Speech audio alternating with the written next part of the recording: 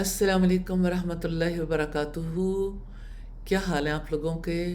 اللہ سبحانہ و تعالیٰ آپ کو اپنے حفظ و امان میں، اپنی خیر و برکت میں رکھے۔ اللہ سبحانہ و تعالیٰ آپ کو اپنی عافیت اور سلامتی میں رکھے، آپ سب سے راضی ہو جائے۔ کتنا کرم ہے اس ذات کا جس نے آپ کو اتنا بڑا رزق عطا کیا۔ اس پر اللہ سبحانہ و تعالیٰ کا شکر ادا کرنے کی ضرورت ہے۔ کتنے ہی لوگ ہیں جو اس وقت ان ساری چیزوں سے محروم ہو کر خواب خرگوش کے مزے لے رہے ہیں، لیکن یہ خواب اور یہ نیند انہیں کہاں لے جائے گی؟ آپ میں اور ان میں کتنا ڈفرنس پیدا کر دے گی۔ هل يستوي الذين يعلمون والذين لا يعلمون؟ کیا وہ لوگ جو علم رکھتے ہیں اور وہ جو علم نہیں رکھتے دونوں برابر ہو سکتے ہیں؟ تو میں ضرور چاہوں گی کہ اس بار ایک دفعہ پھر آپ کلاس کے بعد اس ویڈیو کو ضرور ڈسپلے دیں۔ انشاءاللہ تعالی اللہ تعالیٰ سے میں دعا کرتی ہوں ان کوششوں کو وہ قبول فرما لے اور سب سے راضی ہو جائے، اور اللہ تعالیٰ ان ساری مشقتوں کے بدلے میں ایسے اعمال کرنے کی توفیق عطا کرے جن سے وہ راضی ہو جائے، اور سب کو جنت الفردوس میں جگہ عطا فرمائے۔ آمین ثم آمین۔ نحمدہ و نصلی علی رسولہ الکریم، اما بعد فاعوذ باللہ من الشیطان الرجیم، بسم اللہ الرحمن الرحیم۔ رب اشرح لی صدری ویسر لی امری واحلل عقدۃ من لسانی یفقہوا قولی۔ آج ہمارا اقرا کے سلسلے کا موڈیول نمبر 6 ہے، اور ہمارا موضوع ہے knowledge is an act of worship. علم عبادت ہے۔ سبحان اللہ، اللہ سبحانہ و تعالیٰ نے ہمیں اس بارے میں جاننے کا موقع عنایت کیا تاکہ ہمارے دلوں کو قرار آئے کہ ہم جو کچھ کر رہے ہیں، جس کے لیے سٹرگل ہے، جس کے لیے کوشش ہے، یہ اللہ سبحانہ و تعالیٰ کی عبادت ہی تو ہے، اور اس عبادت کو بہترین انداز میں پرفارم کرنے کا ذریعہ بھی ہے جو عبادات اس نے ہم پر فرض کی ہیں۔ تو یہ دیکھتے ہیں علم اور عبادت کے رشتے کو۔ اللہ سبحانہ و تعالیٰ کا احسان ہے کہ اس نے ہم سب کو تخلیق کیا اور ہماری زندگی کا مقصد اپنی عبادت ٹھہرایا۔ اس کا فرمان ہے وَمَا خَلَقْتُ الْجِنَّ وَالْإِنسَ إِلَّا لِيَعْبُدُونَ، اور میں نے جنوں اور انسانوں کو صرف اپنی عبادت کے لیے پیدا کیا ہے۔ شیخ صالح ابن عثیمین عقیدہ واسطیہ کی شرح میں لکھتے ہیں، ہم سب اللہ تعالیٰ کے لیے پیدا کیے گئے اور ہماری زندگی کا مقصد عبادت ہے تاکہ ہمارے دل محبت اور تعظیم کے ساتھ اللہ تعالیٰ سے جڑ جائیں۔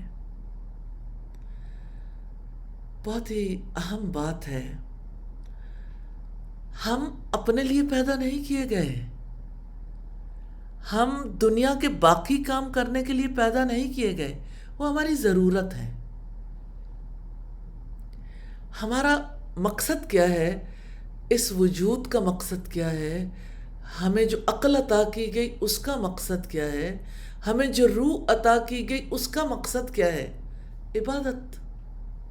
اور عبادت کیوں ہے ہماری زندگی کا مقصد؟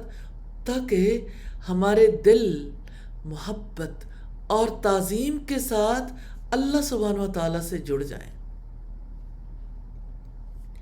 تو ہماری زندگی کا مقصد عبادت ہے، اس لیے ہمیں ضرورت ہے کہ ہم کھول کر دیکھیں عبادت کیا ہے۔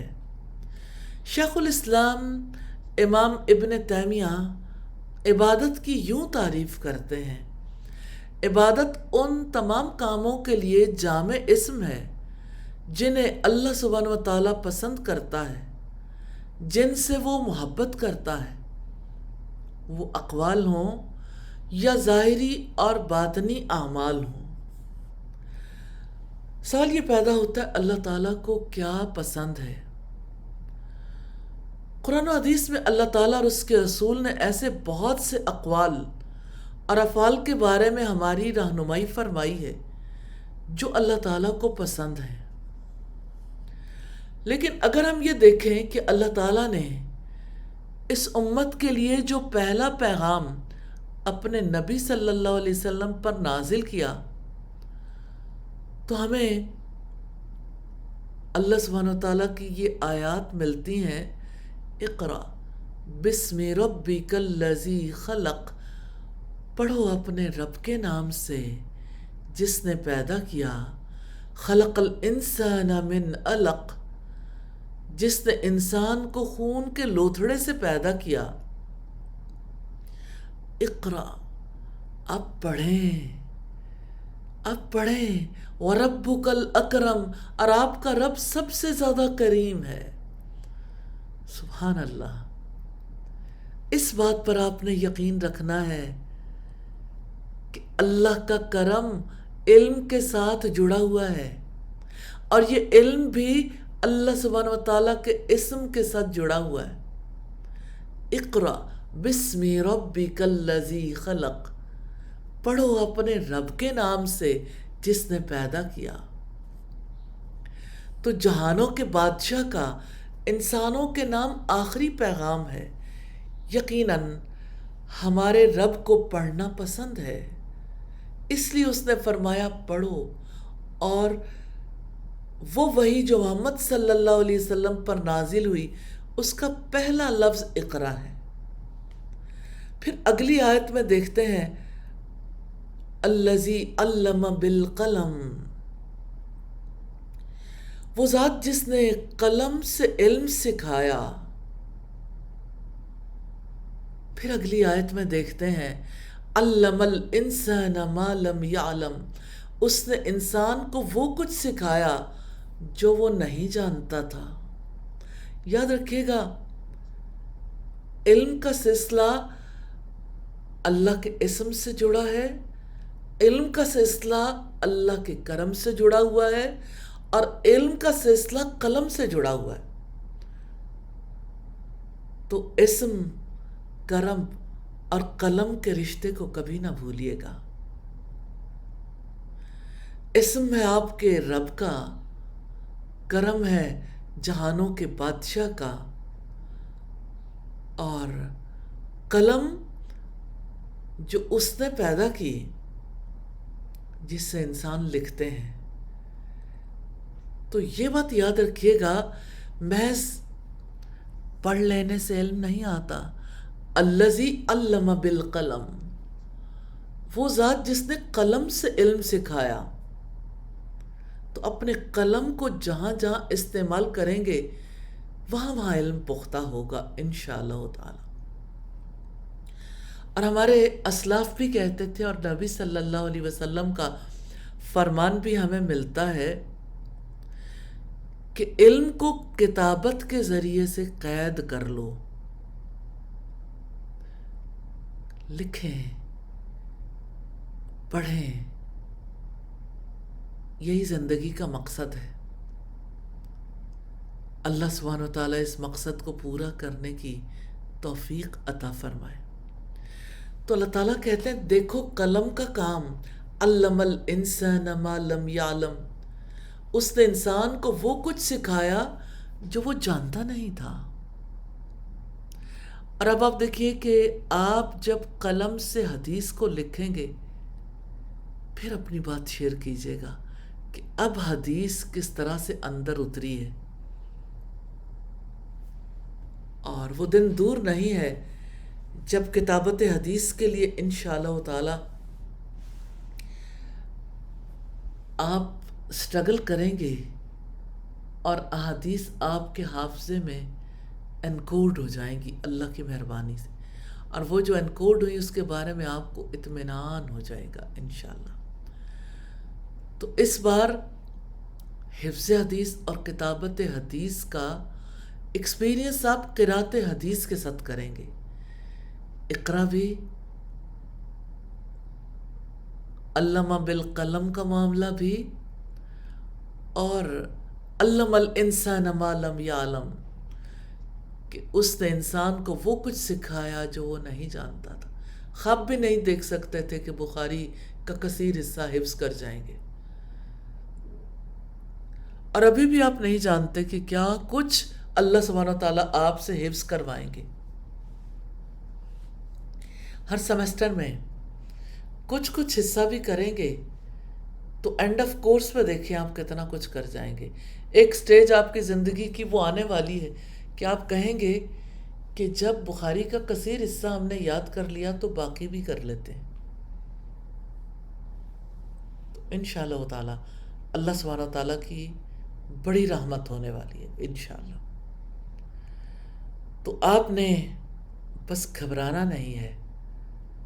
گھبراتا وہ ہے جس کے دل میں یقین نہیں ہوتا. اس وحی سے اللہ کے رسول صلی اللہ علیہ وسلم کو جو یقین ملا تھا، پوری حیات آپ نے اللہ کے پیغام کو پہنچانے کے لیے لگا دی تھی. اس پہلی وحی کے بعد دوسری وحی جب نازل ہوئی تو رب العزت نے ارشاد فرمایا قم فانذر، اٹھو اور لوگوں کو خبردار کرو. اور یہ علم تھا جس میں اللہ سبحانہ تعالیٰ نے حکم دیا وَرَبَّكَ فَكَبِّرْ، اپنے رب کی بڑائی بیان کرو. علم نہ ہو تو رب کی بڑائی کیسے بیان کریں؟ علم کے ذریعے ہی سے تو شعور ملتا ہے. تو آپ مجھے یہ بتائیے، اپنے رب کی بڑائی بیان کرنے سے بڑی بھی کوئی عبادت ہے؟ وَثِيَابَكَ فَطَهِّرْ، اور اپنے کپڑے پاک رکھو، اپنا لباس پاک رکھو، ظاہری بھی اور باطنی بھی. اور آپ جانتے ہیں تقوی کا لباس سب سے عمدہ لباس. تو یہ لباس علم کے بغیر انسان کو نصیب ہو سکتا ہے؟ ساری عبادات کا ماحصل کیا ہے؟ تقوی. تو علم اور عبادت کا رشتہ کتنا سٹرونگ ہے. تو ہمارے رب کو لکھنا پسند ہے تو آپ لکھیے اللہ کے نام سے، اللہ سبحانہ و تعالیٰ کے لیے، اس کی خوشی کے لیے. رب العزت نے رسول اللہ کی بعثت کے مقاصد بیان کرتے ہوئے فرمایا لَقَدْ مَنَّ اللَّهُ عَلَى الْمُؤْمِنِينَ إِذْ بَعَثَ فِيهِمْ رَسُولًا مِّنْ أَنفُسِهِمْ يَتْلُو عَلَيْهِمْ آيَاتِهِ وَيُزَكِّيهِمْ وَيُعَلِّمُهُمُ الْكِتَابَ وَالْحِكْمَةَ. بلا شبہ اللہ تعالیٰ نے ایمان والوں پر یقیناً احسان فرمایا کہ جب انہی میں سے ایک رسول ان میں مبعوث فرمایا جو انہیں اللہ تعالیٰ کی آیات پڑھ کر سناتا ہے اور انہیں پاک کرتا ہے اور انہیں کتاب و حکمت کی تعلیم دیتا ہے. تو یہ اللہ سبحانہ و تعالیٰ کا احسان ہے کہ اللہ سبحانہ و تعالیٰ نے محمد صلی اللہ علیہ وسلم کو ساری امت کے لیے کس مقام پر فائز کیا؟ آیات پڑھ کر سنائیں. پھر کیا ہوتا ہے؟ اسی سے لوگوں کے دل پاک ہوتے ہیں. تو علم ہی تو ہے جو نفوس کا تزکیہ کرتا ہے. جب پڑھ کر سنایا جاتا ہے تو دل پاک ہوتے ہیں اور انہیں کتاب و حکمت کی تعلیم دیتا. 4 مقاصد میں سے ہر مقصد علم کے ساتھ جڑا ہوا ہے. تو ہماری زندگی کا مقصد عبادت ہے. اس زندگی کے لیے اللہ سبحانہ و تعالیٰ نے محمد صلی اللہ علیہ وسلم کو ہمارے لیے رہنما بنا کر بھیجا. آپ کے 4 مقاصد جو بیان کیے، یہی سارے انبیاء کو بھیجنے کے مقاصد تھے. تلاوت آیات، تعلیم کتاب، تعلیم حکمت، تزکیہ نفس. اور تزکیہ نفس کے بغیر وہ عبادات جو اللہ سبحانہ و تعالیٰ نے مقرر کی ہیں وہ بھی کیسے انجام دی جا سکتی ہیں؟ اور کیا نفس کو پاک کرنا عبادت نہیں ہے؟ کیا تعلیم دینا عبادت نہیں ہے؟ ہمارے رب کو تعلیم دینا پسند ہے. رب العزت نے بنی اسرائیل کو مخاطب کرتے ہوئے فرمایا اَتَأْمُرُونَ النَّاسَ بِالْبِرِّ وَتَنْسَوْنَ أَنفُسَكُمْ وَأَنْتُمْ تَتْلُونَ الْكِتَابَ أَفَلَا تَعْقِلُونَ. کیا تم دوسرے لوگوں کو تو نیکی کا حکم دیتے ہو اور اپنے آپ کو بھول جاتے ہو، حالانکہ تم کتاب کی تلاوت کرتے ہو. کیا تم عقل سے کام نہیں لیتے؟ تو یہ جو نیکی کا حکم دینا ہے اور برائی سے روکنا ہے، یہ عبادت نہیں ہے. اسی پر اللہ سبحانہ و تعالیٰ نے یہ کہا ہے کہ آپ اپنے آپ کو بھولتے ہو، حالانکہ اپنے آپ کو تو سب سے پہلے حکم دینا چاہیے. اور اللہ سبحانہ و تعالیٰ نے توجہ دلائی ہے کہ تم تو کتاب کی تلاوت کرتے ہو، اس کے باوجود آپ اپنے آپ کو بھول جاتے ہو. کیا آپ عقل سے کام نہیں لیتے؟ تو علم کی بات کو چھپانا اللہ تعالیٰ کو ناپسند ہے. اتنا ناپسند ہے کہ رب العزت نے فرمایا ان الذین یکتمون ما انزلنا من البینات والہدی من بعد ما بیناہ للناس فی الکتاب اولئک یلعنہم اللہ ویلعنہم اللاعنون. بے شک جو لوگ واضح دلیلوں اور ہدایت کو چھپاتے ہیں جس کو ہم نے نازل کیا ہے، اس کے بعد کہ ہم نے اس کو لوگوں کے لیے کتاب میں کھول کر بیان کر دیا ہے، وہی لوگ ہیں جن پر اللہ سبحانہ و تعالیٰ لعنت کرتا ہے، اور تمام لعنت کرنے والے بھی ان پر لعنت کرتے ہیں. تو کتمان حق کو چھپانا، اللہ سبحانہ و تعالیٰ کے دیے ہوئے علم کو چھپانا انسان کو کس مقام تک لے جاتا ہے کہ اللہ کی لعنت کا مستحق بن جاتا ہے. تعلیم دینا اللہ تعالیٰ کو پسند ہے اور علم کی بات کو چھپانا اسے ناپسند ہے. تو علم عبادت ہے. سیدنا ابو ہریرہ رضی اللہ تعالیٰ عنہ کہتے ہیں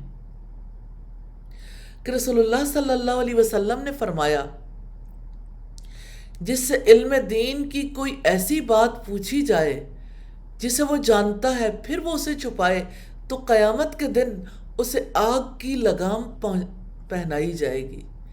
تو قیامت کے دن اسے آگ کی لگام پہنائی جائے گی. استغفر اللہ. تو علم کی بات پہنچانا اللہ تعالیٰ کو پسند ہے. اسی لیے فرمایا قم فانذر، اٹھو پھر خبردار کرو. میں ایک دفعہ پھر آپ کے سامنے دہرانا چاہتی ہوں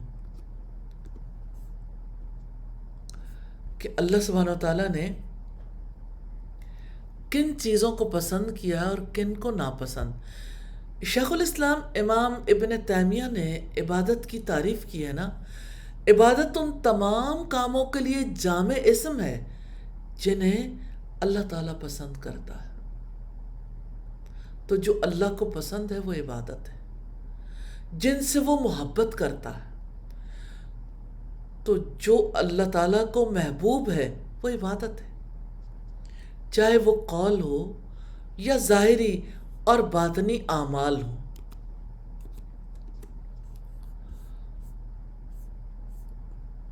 تو رب العزت نے فرمایا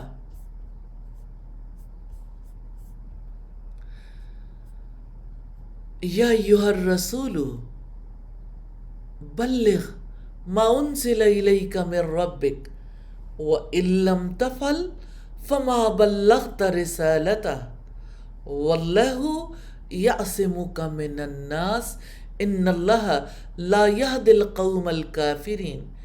اے رسول، جو کچھ آپ پر آپ کے رب کی جانب سے نازل کیا گیا ہے اسے پہنچا دو، اور اگر آپ نے ایسا نہ کیا تو آپ نے اس کے پیغام کو نہیں پہنچایا، تو آپ نے اس کے پیغام کو نہیں پہنچایا، اور اللہ تعالیٰ آپ کو لوگوں سے بچا لے گا۔ بے شک اللہ تعالیٰ کافر لوگوں کو ہدایت نہیں دیتا۔ آیت کے حوالے سے دیکھیے گا، رب العزت نے حکم دیا ہے بلغ ما انزل الیک من ربک، جو کچھ آپ کے رب کی جانب سے آپ کی طرف نازل کیا گیا اسے پہنچا دو۔ تو پہنچانا کیا معنی رکھتا ہے؟ پہنچانا دراصل علم دینا ہے نا، تعلیم دینا۔ اور اب جانتے ہیں ہدایت کسے کہتے ہیں؟ نفع مند علم اور عمل صالح کی توفیق کو۔ تو اللہ تعالیٰ کافر لوگوں کو ہدایت نہیں دیتا، یعنی انہیں نہ تو نفع مند علم دیتا ہے اور نہ عمل صالح کی توفیق۔ رسول اللہ صلی اللہ علیہ وسلم نے فرمایا ان اللہ وملائکتہ واہل السماوات والارضین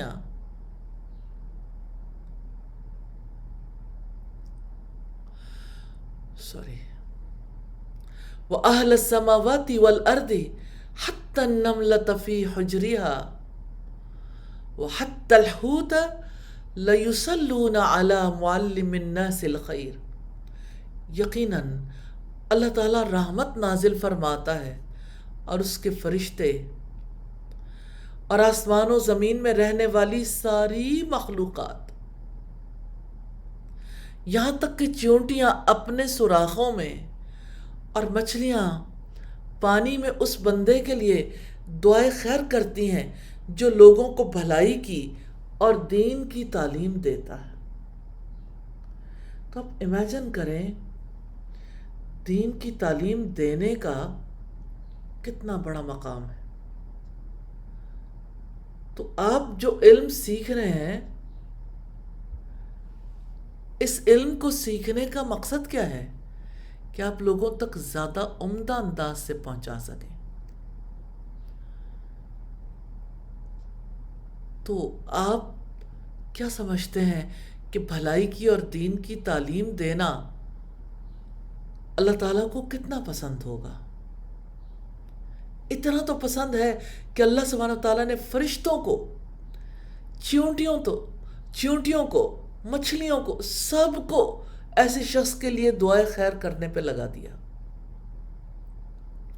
پھر دیکھیے کہ علم کا حصول فرض ہے۔ نبی صلی اللہ علیہ وسلم نے فرمایا طلب العلم فریضۃ علی کل مسلم، علم دین حاصل کرنا ہر مسلمان پر فرض ہے۔ تو اللہ سبحانہ وتعالیٰ نے علم کو کس لیے فرض ٹھہرایا؟ کہ علم کے بغیر اللہ سبحانہ تعالیٰ کی پسند کا کوئی کام کیسے کیا جا سکتا ہے، اور اس کی ناپسند کو کیسے چھوڑا جا سکتا ہے؟ تو اس کی پسند کو اختیار کرنے کے لیے کی جانے والی سٹرگل عبادت ہے، اور اس کی ناپسند کو چھوڑ دینے کے لیے کی جانے والی علمی سٹرگل عبادت ہے۔ تو اللہ سبحانہ وتعالیٰ کو علم سیکھنا پسند ہے۔ اس نے فرمایا فَلَوْلَا نَفَرَ مِن كُلِّ فِرْقَةٍ مِّنْهُمْ طَائِفَةٌ لِيَتَفَقَّهُوا فِي الدِّينِ۔ پھر ایسا کیوں نہیں ہوتا کہ ہر جماعت کے کچھ لوگ نکلیں تاکہ دین کی سمجھ حاصل کریں۔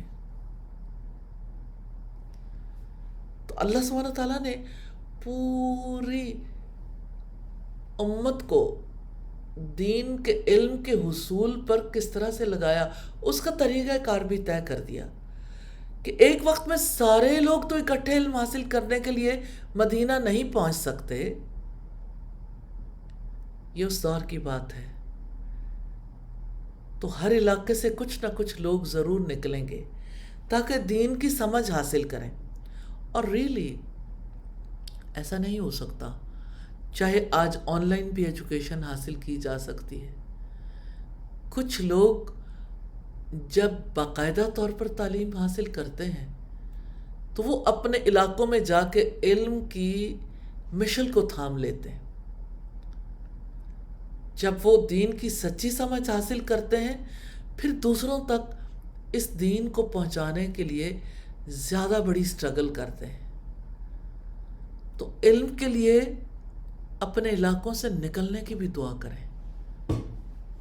اب وہ کیسے ہوگا اس معاملے کو اللہ سبحانہ و تعالیٰ پر چھوڑ دیں، کیونکہ اللہ سبحانہ و تعالیٰ اسباب پیدا کریں گے انشاءاللہ.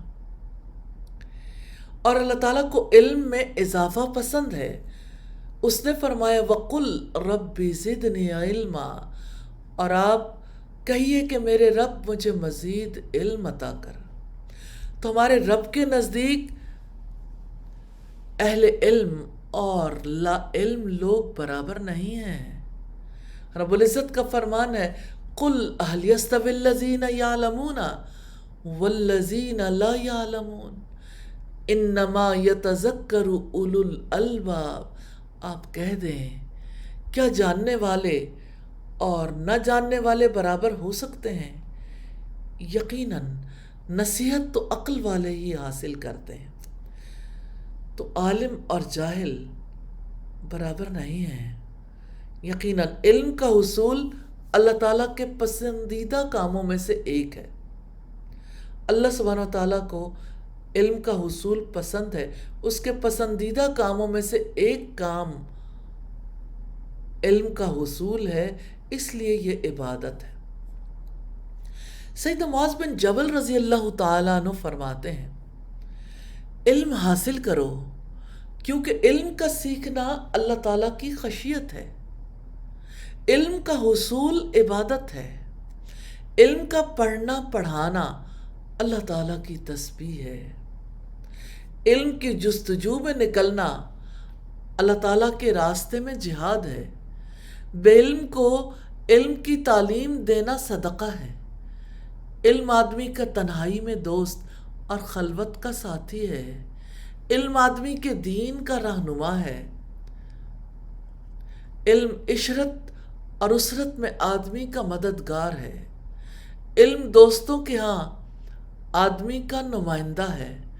علم آدمی کے لیے قریبی دوستوں کے مزید قرب کا باعث بنتا ہے. علم صراط جنت کا چمکتا مینار ہے. تو ایسے رہنما خیر اور بھلائی کی نشانیاں ہوتے ہیں. لوگ ان کے نقوش پا پر چلنا باعث افتخار سمجھتے ہیں.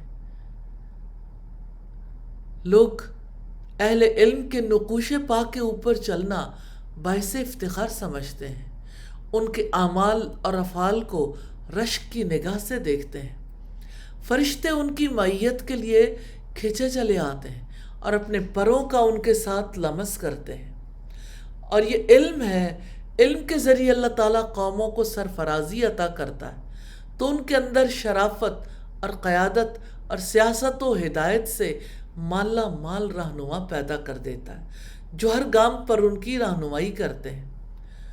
بحر و بر کی ہر چیز ان کے لیے بخشش کی دعا کرتی ہے، حتیٰ کہ سمندر کی مچھلیاں اور مگرمچھ، خشکی کے درندے اور چوپائے، اور آسمان اور اس کے ستارے.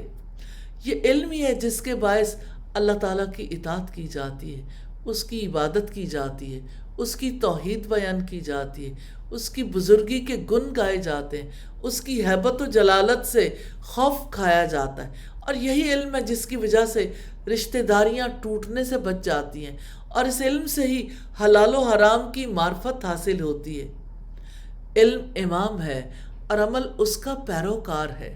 خوش نصیب لوگوں کو اللہ تعالیٰ یہ نعمت عنایت فرماتا ہے اور بدبخت اس سے محروم رہتے ہیں. حافظ ابن عبد البر، ابو نعیم اور خطیب یہ کہتے ہیں کہ یہ روایت معاذ تک موقوف ہے. ابن قیم کا کہنا ہے کہ اس روایت کے معتبر ہونے کے لیے اس کی سند کا معاذ بن جبل تک پہنچنا ہی کافی ہے۔ کیا آپ کے دل کو یقین ہے خوش نصیب لوگوں کو اللہ تعالیٰ علم کی نعمت عنایت فرماتا ہے؟ اور کیا آپ کے دل کو یقین ہے کہ بدبخت اس علم سے محروم رہتے ہیں؟ سیدنا معاذ بن جبل کی اس روایت میں بہت سے پرحکمت پہلو ہیں، لیکن خاص بات یہ ہے کہ ہمیں علم اور عبادت کے تعلق کا پتہ چلتا ہے۔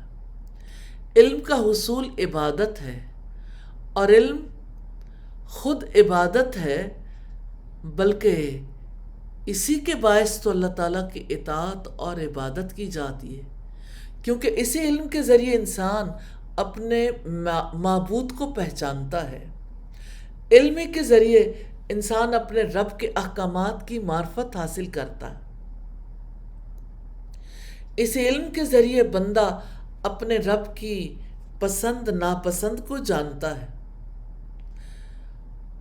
حقیقت یہ ہے کہ عبادت کے لیے علم کی ضرورت ہے۔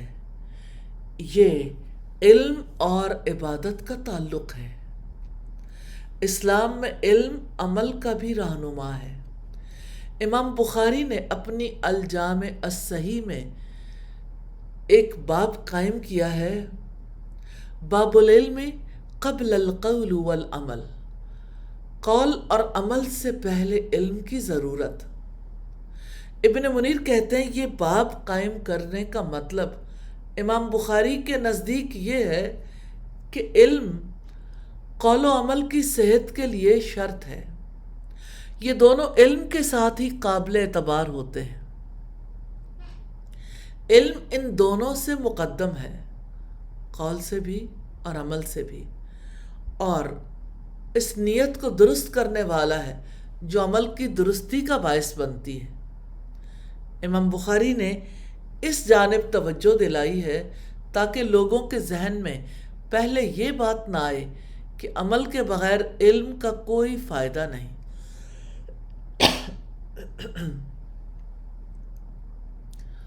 حقیقت یہ ہے کہ ان العلم لا ينفع الا بالعمل، کہ بے شک علم عمل کے بغیر نفع نہیں دیتا، کیونکہ جس وقت انسان عمل نہیں کرتا تو دراصل یہی چیز علم کی ناقدری اور اس کے حصول میں سستی کا باعث بن جاتی ہے۔ امام بخاری نے جو آیات اور احادیث ذکر کی ہیں ان میں یہ آیت بھی ہے، فَعْلَمْ أَنَّهُ لَا إِلَهَ إِلَّا اللَّهُ وَاسْتَغْفِرْ لِذَنْبِكَ وَلِلْمُؤْمِنِينَ وَالْمُؤْمِنَاتِ، اچھے طریقے سے جان لیں کہ بے شک اللہ تعالیٰ کے سوا کوئی معبود نہیں، اور اپنے گناہ کی بخشش مانگیں، اور مومن مردوں اور مومن عورتوں کے لیے بھی۔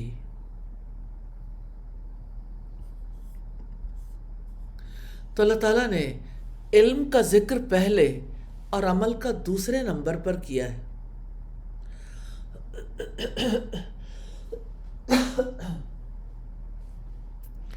اور علم کی اصل اور اس کی رفت اور اس کی حقیقت اللہ تعالیٰ کی معرفت ہے۔ آیت میں اگرچہ خطاب نبی کریم صلی اللہ علیہ وسلم سے ہے، لیکن حکم ساری امت کے لیے ہے۔ فَعْلَمْ أَنَّهُ لَا إِلَهَ إِلَّا اللَّهُ، اچھے طریقے سے جان لیں کہ بے شک اللہ تعالیٰ کے سوا کوئی معبود نہیں۔ اور رب العزت کا فرمان ہے، انما یخشی اللہ من عباده العلماء ان اللہ عزیز غفور، اللہ سے اس کے وہی بندے ڈرتے ہیں جو علم رکھتے ہیں، واقعی اللہ تعالیٰ زبردست بڑا بخشنے والا ہے۔ تو اللہ سبحانہ و تعالیٰ سے جس طرح ڈرنے اور خوف کھانے کا حق ہے، اس طرح تو وہی لوگ ڈرتے ہیں جو کائنات اور شریعت کے اسرار و رموز میں غور و فکر کرنے کے بعد اللہ تعالیٰ کی معرفت حاصل کرتے ہیں اور اس کی عظیم قدرت کا ادراک کر لیتے ہیں، ایسے لوگ تو علماء ہی ہیں۔ یہی وہ خشیت ہے جو عمل صالح پر ابھارتی ہے اور برائیوں سے بچاتی ہے۔ نبی صلی اللہ علیہ وسلم کا فرمان ہے، اللہ سبحانہ و تعالی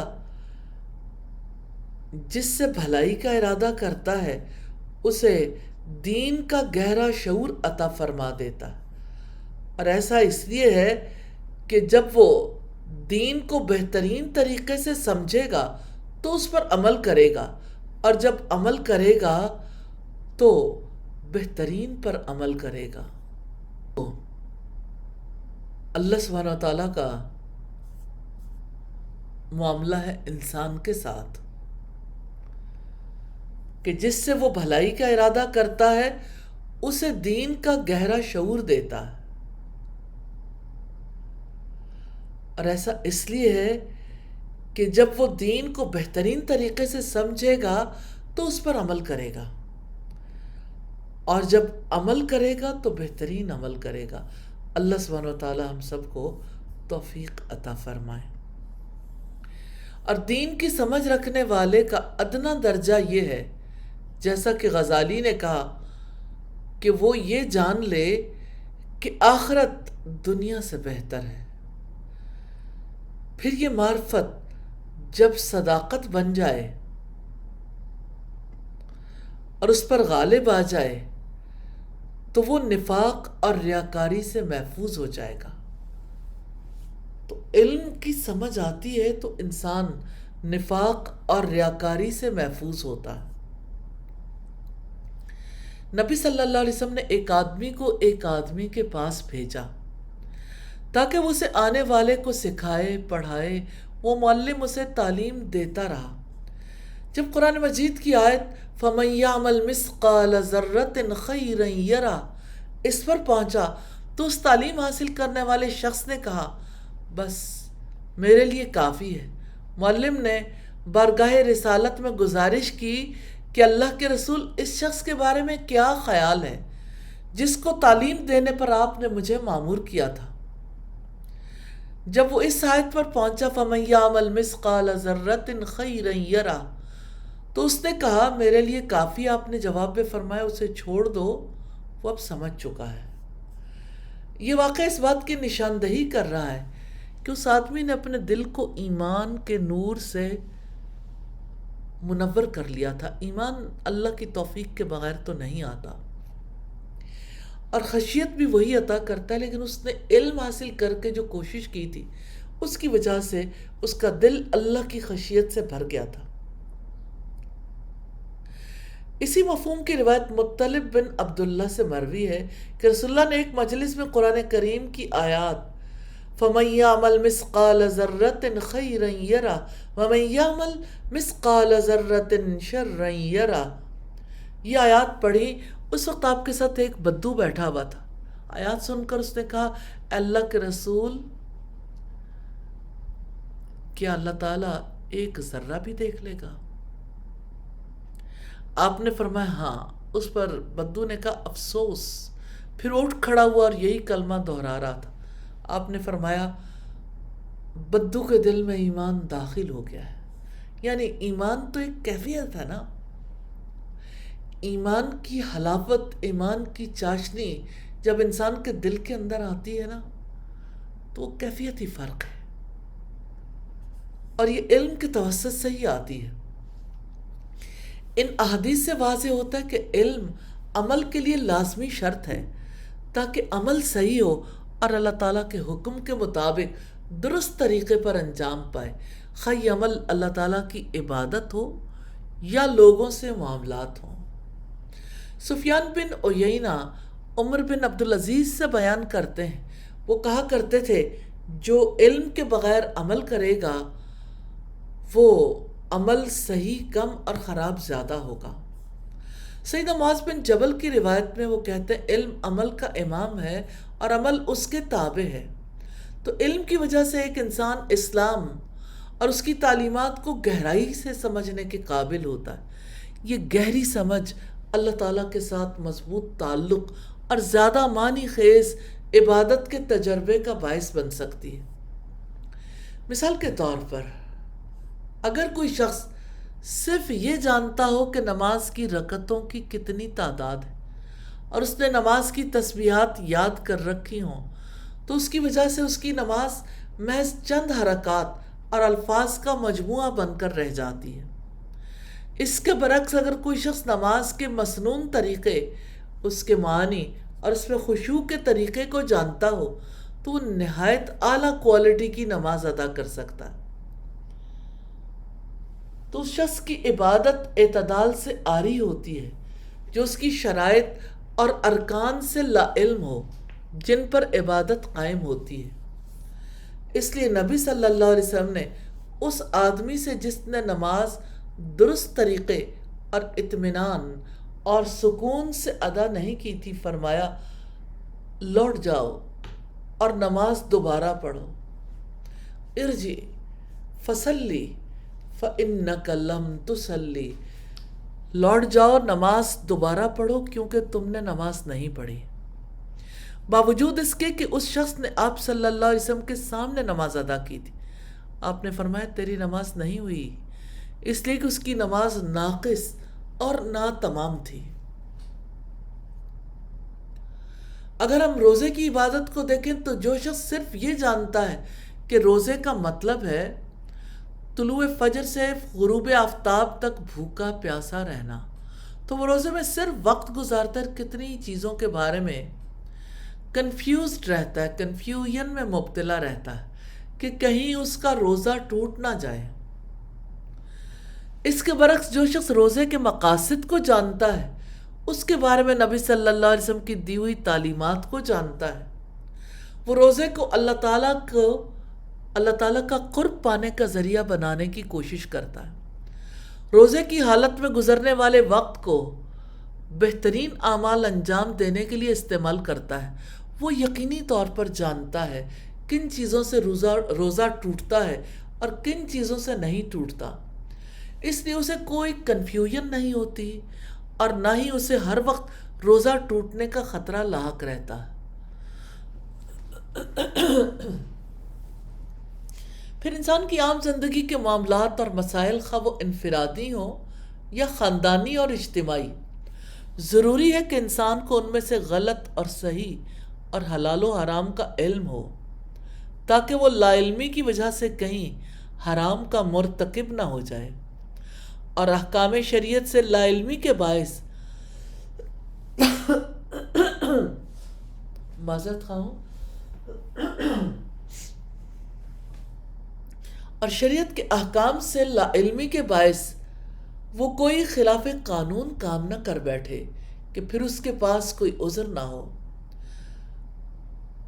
جو کام اور جو چیزیں واضح طور پر حلال ہیں انہیں اختیار کرنے اور ترک کرنے میں کوئی حرج نہیں، اور جن چیزوں اور کاموں کی حرمت واضح ہو چکی ہے ان کے ارتکاب پر کوئی عذر پیش نہیں کیا جا سکتا، اور جو چیزیں مشتبہات میں سے ہیں کہ اکثر لوگ ان سے لا علم ہیں، احتیاط کا تقاضا ہے اس چیز کو چھوڑ دیا جائے جو شک کا باعث ہو، کیونکہ جو شخص شبہات سے بچ کر رہا اس نے اپنا دین بھی بچا لیا، آبرو بھی بچا لی، اور جو شبہات کا مرتکب ہو گیا گویا وہ حرام کا مرتکب ہو گیا۔ اس کی مثال اس چرواہے کی سی ہے جو چراگاہ کے پاس اپنے ریوڑ کو چراتا ہے، نہ معلوم کب اس کا ریوڑ اس چراگاہ میں داخل ہو جائے۔ سلف صالحین تو اس تاجر کو جو منڈی میں تجارت کے لیے جاتا ہے نصیحت کرتے ہیں کہ وہ خرید و فروخت اور لین دین کے معاملات کی سمجھ بوجھ کے لیے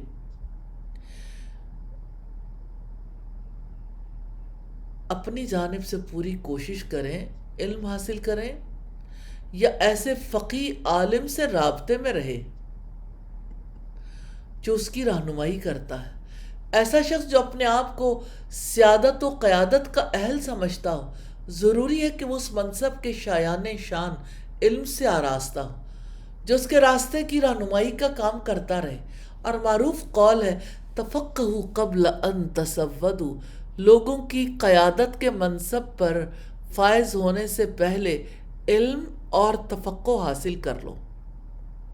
سیدنا یوسف علیہ السلام نے خود کو مصر کی بادشاہت کے لیے پیش کیا تاکہ وہ خود کو اس منصب بلند پر فائز کر لیں جس پر فائز ہونا ان جیسے بلند لوگوں کے لائق شان ہے۔ اس وقت انہوں نے اپنی ذاتی اہمیت کے علاوہ امانت کی حفاظت اور علم کی طرف اشارہ کر کے فرمایا، قال اجعلنی علی خزائن الارض انی حفیظ علیم۔ یوسف نے کہا مجھے ملک کے خزانوں پر مقرر کر دیں، یقیناً میں پوری طرح حفاظت کرنے والا اور خوب جاننے والا ہوں۔ تو عبادت پر علم کی فضیلت ہے۔ اسلام پہلا دین ہے جس نے معروف اسلامی شعائر نماز، روزہ اور حج وغیرہ کی نفلی ادائیگی کے مقابل علم اور اس کے اصول اور اس میں گہرائی تک جانے کو افضل قرار دیا ہے۔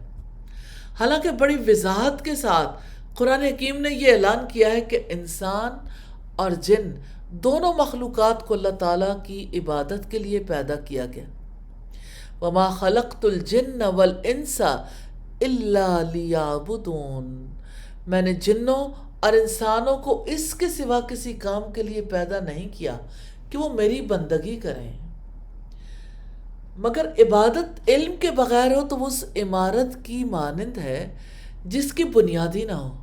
یہ علم ہی ہے جو عبادت کے ارکان و شرائط اور اس کے ظاہری آداب و باطنی اسرار کی وضاحت کرتا ہے۔ بات بھی علم ہی بتاتا ہے کہ کون سی چیزیں نماز کو صحیح اور مکمل کرتی ہیں اور کون سی باطل اور ناقص بناتی ہیں۔ یہ علم ہی ہے جس کا جاننے والا اشیاء کے مراتب اور اعمال کے درجات کی معرفت رکھتا ہے، جس کے نتیجے میں وہ نفل اور فرض، اہم اور غیر اہم، اور اصل اور فرع کا فرق جان لیتا ہے۔ پھر وہ نوافل کو فرض پر یا فرائض پر مقدم نہیں کرتا، غیر اہم کو اہم پر ترجیح نہیں دیتا، اور فرع کی خاطر اصل کو ضائع نہیں کرتا۔ علماء سلف نے بھی اس سے ملتی جلتی بات کی ہے۔ اللہ تعالیٰ اس وقت تک نوافل کو قبول نہیں کرتا جب تک آدمی فرض ادا نہیں کرتا۔ تو علم سے انسان کو پتہ چلتا ہے کون سا عمل درجے میں کہاں پر سٹینڈ کرتا۔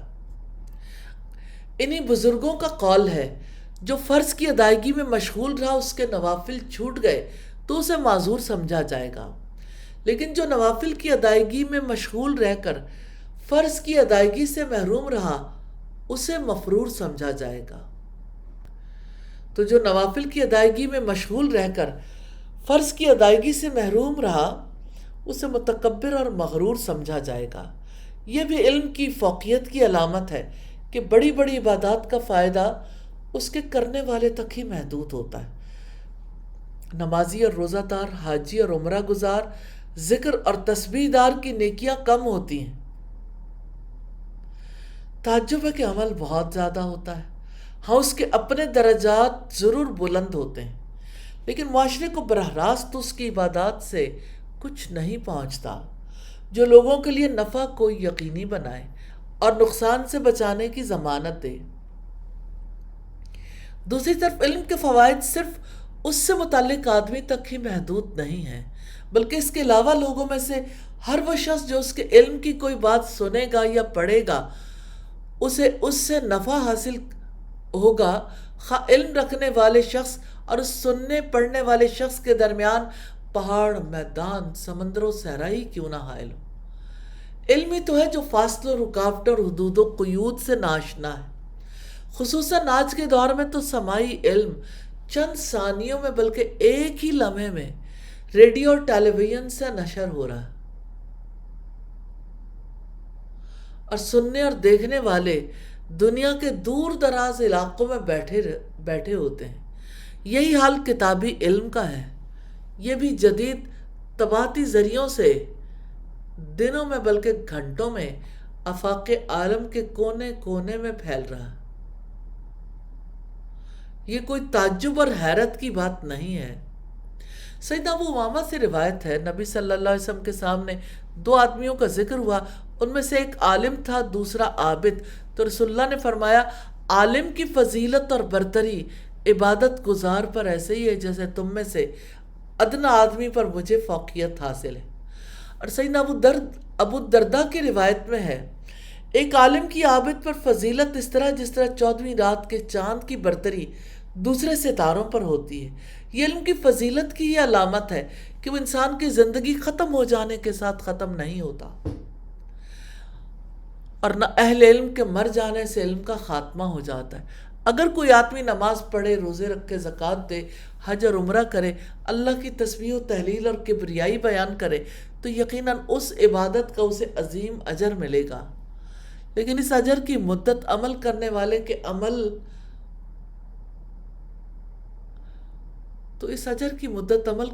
کے عمل کو جاری رکھنے یا اس سے فارغ ہونے تک ہی ہے، بعد میں کوئی اجر و ثواب نہیں ملتا۔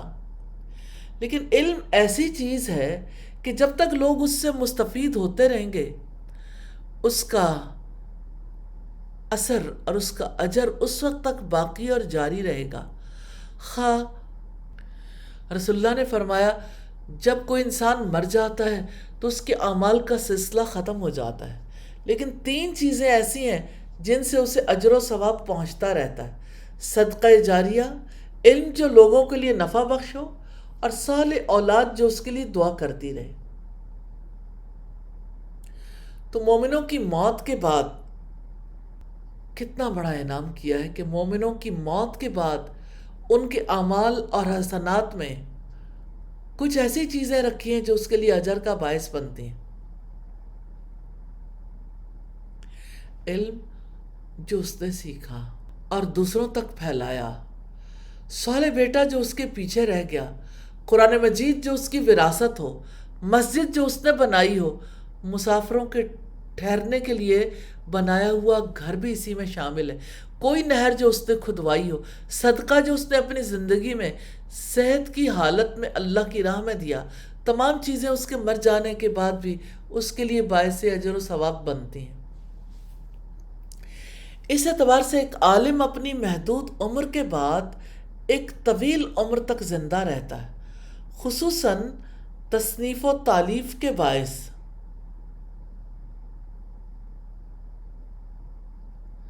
تو یہ عمر اور زیادہ طویل ہو جاتی ہے۔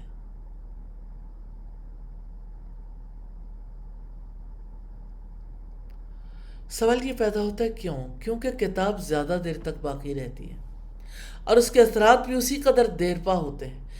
کیا آپ دیکھتے نہیں ہیں کہ ہم پچھلے علماء سے مستفید ہوتے ہیں تو ان کے لیے دعائے رحمت کرتے ہیں، حالانکہ ہمارے اور ان کے درمیان صدیوں کا فاصلہ ہو چکا۔ یحییٰ بن اقسم کہتے ہیں ایک دن مامون الرشید نے کہا بہترین درجے کے لوگ کون ہیں؟ میں نے کہا امیر المومنین جس مرتبے پر آپ ہیں۔ اس نے کہا تو کیا مجھ سے بہتر کے بارے میں بھی جانتے ہو؟ اس نے کہا نہیں۔ اس نے کہا لیکن میں جانتا ہوں، مجھ سے بہتر وہ شخص ہے جو کہتا ہے حدثنا فلان ان فلان ان رسول اللہ صلی اللہ علیہ وسلم۔ میں نے کہا امیر المومنین کہ ایسا شخص آپ سے بہتر ہے جبکہ آپ تو رسول اللہ کے چچا زاد اور مومنوں کے ولی عہد ہیں۔ اس نے کہا تو ہلاک ہو جائے، وہ مجھ سے بہتر ہے اس لیے کہ اس کا نام رسول اللہ کے نام کے ساتھ لگا ہوا ہے۔ وہ بھی مر نہیں سکتا جبکہ ہم مر جائیں گے اور فنا ہو جائیں گے، لیکن جب تک زمانہ باقی ہے علماء بھی باقی رہیں گے۔ تو علم عالم کو اس کی زندگی میں طمانینت قلب عطا کرتا ہے اور موت کے بعد لوگوں میں اس کا بہترین تذکرہ چھوڑ دیتا ہے۔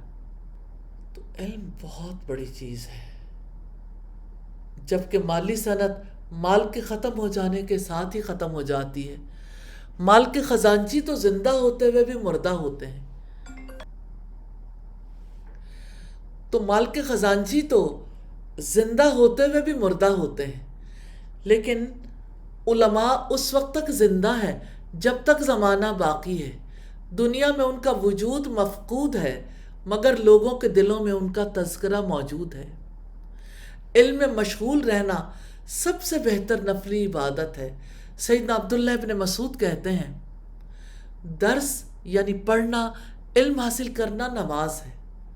سیدنا ابو الدرداء کہتے ہیں ایک ساتھ علمی گفتگو میں مصروف رہنا پوری رات قیام کرنے سے افضل ہے۔ سیدنا ابو ہریرہ فرماتے ہیں ایک گھڑی بیٹھ کر دین کی فقہ حاصل کرنا میرے لیے ساری رات جاگنے سے زیادہ عزیز ہے۔ سیدنا قتادہ فرماتے ہیں علم کا ایک باب جو آدمی اپنے نفس کی اصلاح، اپنے بعد والوں کے علاج کی خاطر یاد کرے، 1 سال کی عبادت سے افضل ہے۔ امام سفیان ثوری کہتے ہیں فرائض کے بعد علم سے افضل کوئی عبادت نہیں۔ انہی کا کہنا ہے میں آج کے دور میں کسی چیز کو حصول علم سے افضل نہیں سمجھتا۔ ان سے کہا گیا کہ لوگ تو اس کی نیت اور ارادہ ہی نہیں کرتے۔ انہوں نے جواب دیا اس کا حصول اور ارادہ ہی تو نیت ہے، یعنی اس کے حصول کا ارادہ اور نیت ہی تو ہے۔ ابن وہب کہتے ہیں میں مالک کے پاس بیٹھا ان سے سوال کر رہا تھا، پھر اپنی کتابیں اکٹھی کر لیں تاکہ جاؤں۔ مالک نے کہا کہاں جا رہے ہو؟ میں نے کہا نماز کے لیے جلدی جانا چاہتا ہوں۔ انہوں نے کہا جس کام میں آپ مشغول ہیں یہ بھی نماز سے کم نہیں ہے اگر آدمی کی نیت صحیح ہو۔ امام زہری کہتے ہیں فقیہ کی مانند کوئی اللہ تعالیٰ کی عبادت نہیں کر سکتا۔ مطرف بن عبداللہ بن شخیر کہتے ہیں مجھے علم سے کچھ حصہ مل جائے تو میرے لیے یہ عبادت سے حصہ ملنے سے بہتر ہے۔ امام شافعی کہتے ہیں علم کا حصول نفل نماز سے افضل ہے۔ امام شافعی کی طرح ہی امام ابو حنیفہ، امام مالک اور امام سفیان سے بیان کیا گیا ہے کہ علم تمام نفلی عبادتوں پر فضیلت رکھتا ہے۔ اللہ اکبر، اللہ اکبر۔